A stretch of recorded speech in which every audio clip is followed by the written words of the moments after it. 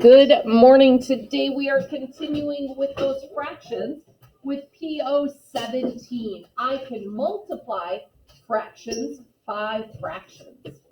So the good news, when multiplying fractions, you do not need to have common denominators. Whew. That is just adding and subtracting that we need common denominators. So now that we're going to today multiply, tomorrow divide, now that we're going into the multiplying and dividing, different set of rules. So we need to keep that straight. Adding and subtracting, common denominator. Multiplying and dividing fractions, different set of rules. So let's pay attention. If we think of 1/2 of something, so think that multiply, another word for it is of. 1/2 of 1/4.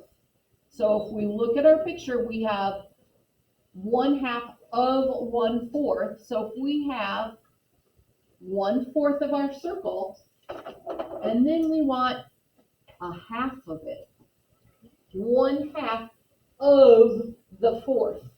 So then we're going to look at, oh my, we have 1, 2, 3, 4, 5, 6, 7, 8. Now we have 8 sections, and we have 2 of those sections are filled in.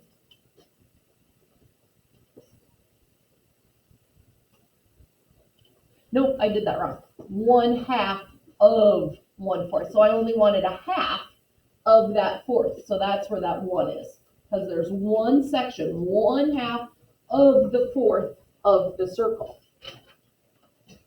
So when I multiply it, if I look at my bar, I'm going to break it into a half or fourths, right? Because we have a fourth, and we want, this would be 1/4, and I want just a half of it.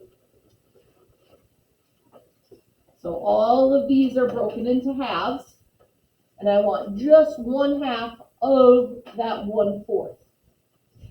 So that's the same thing as the circle I drew. We had 1, 2, 3, 4, 5, 6, 7, 8 sections, and I wanted 1 part of those 8 sections.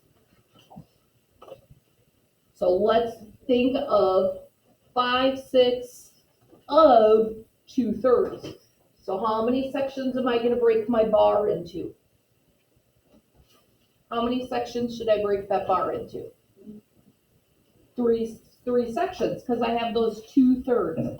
So I'm going to break my bar into 2 sections, and I want 5/6 of 2/3. So I've got, here's my 2/3. Now I want 5/6 of it. So I'm going to break these into 6 pieces because I want 5/6 of that 2/3. So if I break that into 6 pieces, each of these sections had 3 to them. So that final section I'm going to break it into the 3 sections. So I had my 2/3, my first one. So this is my starting spot. Then I have to break it, that section, I'm breaking into 6 pieces. And I want 5 of them.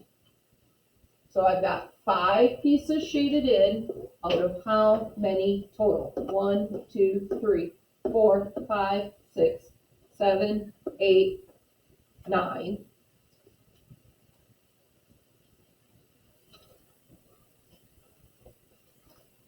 Is that making sense? What it means when we're multiplying fractions. We're breaking that fraction into smaller pieces. A lot of times when we think multiplying, we think, oh, multiplying means it gets bigger. But not when it's fractions. When it's fractions, we're actually getting it into smaller pieces. So, do you notice anything interesting? What is the shortcut to multiplying fractions that you don't have to draw out a bar, draw your circle like the ones above every single time? Who knows how we multiply fractions?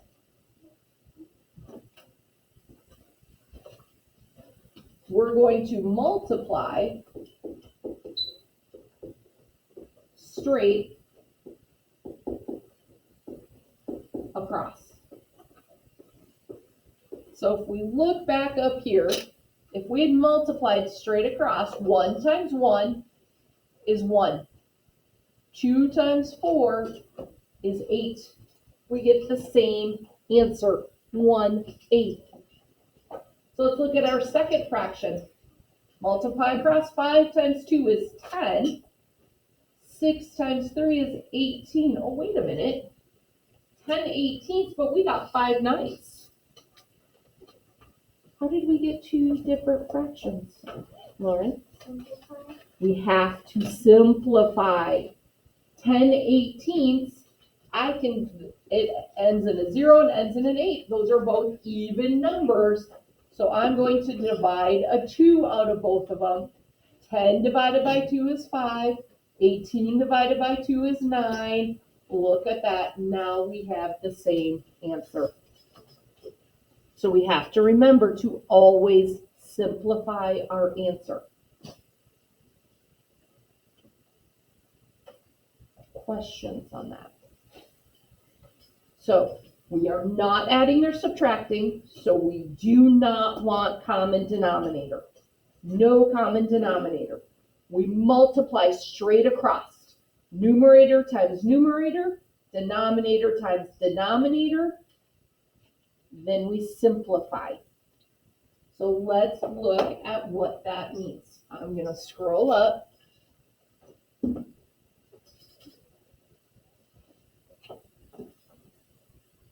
So multiplying the fractions. Make sure answers are in the simplest form.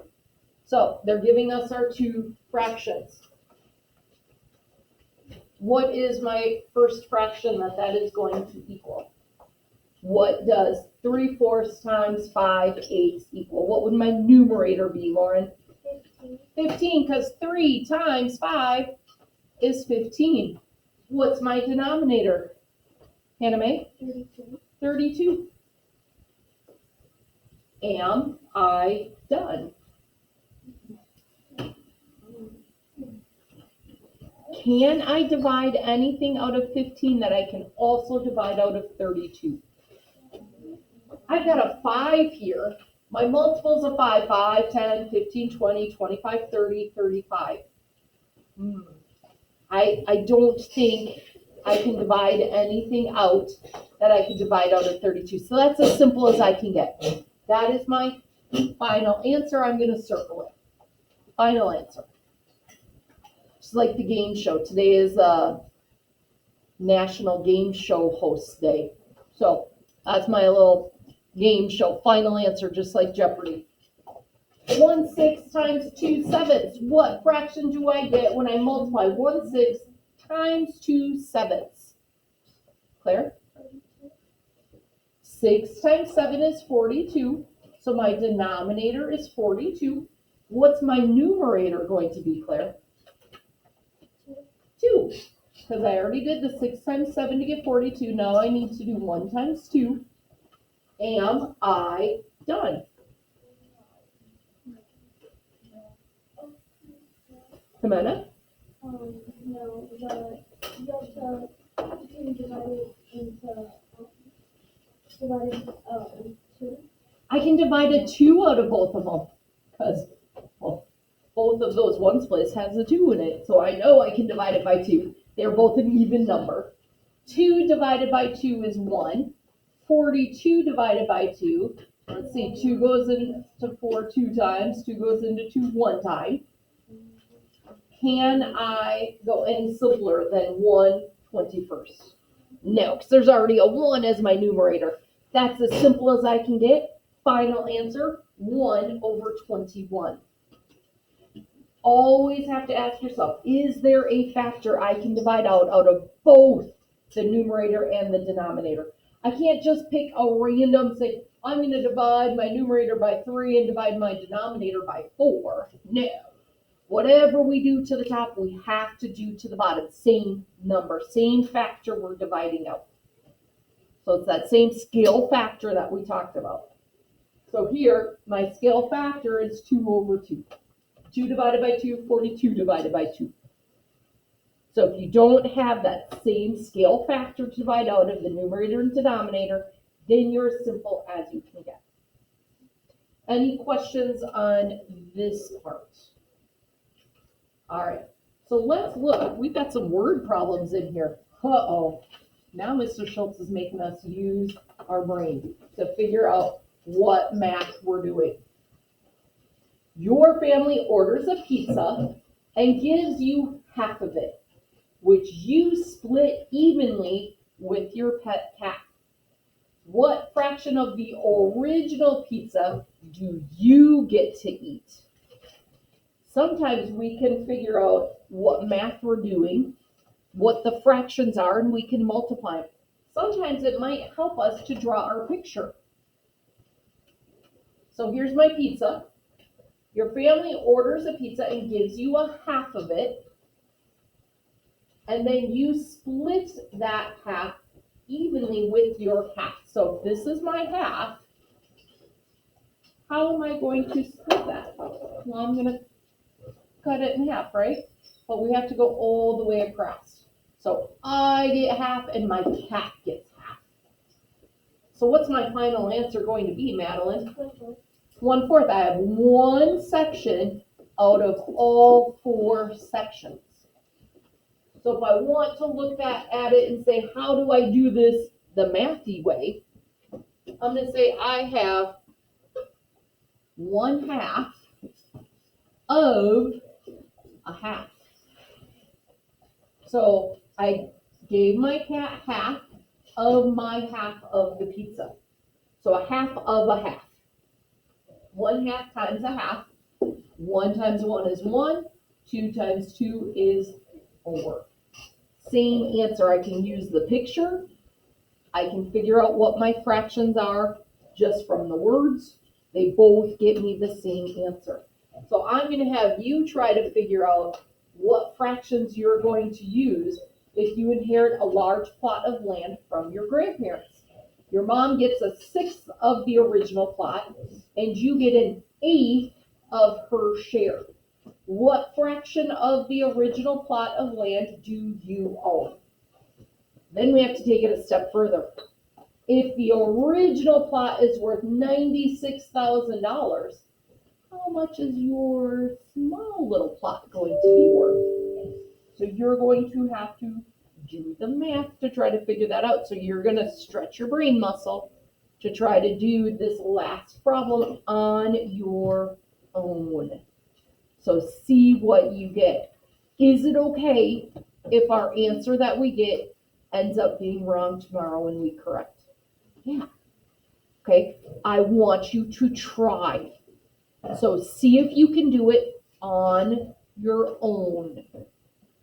And like I said earlier when we were going over our plan books, I do not have a new Khan Academy assignment for this week, so you can work on your math packet. So when you're done with today's assignment, pull out your math packet and you can start working on that. In the next couple of days, we're going to go over the video for that math packet. But right now, I want you to try to stretch your brain muscle and see what you can figure out on your own. If you are watching this at home, I hope you are well. I hope to see you soon. Have a wonderful day.